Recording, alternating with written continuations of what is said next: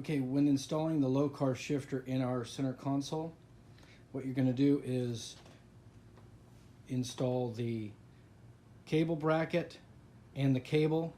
Get that all set up, get all these feet positioned in the center, get them level, and then test fit it in the console to make sure that it fits like you like it.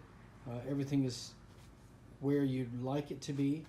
And then what you're going to do is put the Lokar bracket there out of the truck.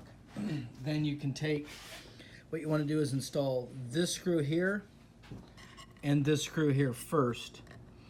Then you can put the shifter with the additional bracket there, like a foot, so that when you put it in the console, it will be level.